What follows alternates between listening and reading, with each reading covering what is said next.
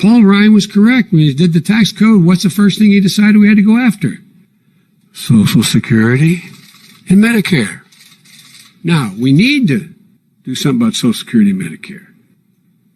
That's the only way you can find room to pay for it. Senator, we have a deficit. We have Social Security and Medicare looming. The number of people on Social Security and Medicare is now 40 million people. It's going to be 80 million in 15 years. Would you consider looking at those programs, age of eligibility, Absolutely. cost of living, put it all on the table? The answer is absolutely. You have to. I mean, it's one of the things that my, the political advisors say to me is, whoa, don't touch that third. Look, the American people aren't stupid. I'm up for re-election this year, and I'm going to remind everybody what I did at home, which is going to cost me politically. When I argued that we should freeze federal spending, I meant Social Security as well. I meant Medicare and Medicaid. I meant veterans benefits. I meant every single solitary thing in the government. And I not only tried it once, I tried it twice, I tried it a third time, and I tried it a fourth time. Somebody has to tell me. I introduced the balanced budget amendment in 1984. It got nowhere.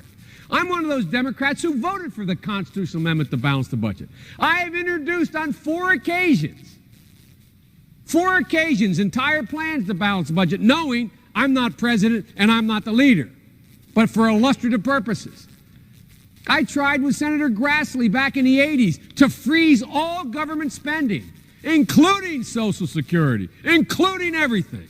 I'm sure that you would agree that your service in the Senate up to this point has not reflected any particular concern for the larger contributors. Well, the fortunate thing is I didn't have many larger contributors, and the only reason, I went to the big guys for the money. I was ready to prostitute myself in the manner in which I talk about it.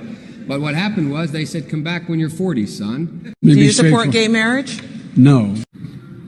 And I might add, the Biden crime bill that's before us calls for the death penalty for 51 offenses.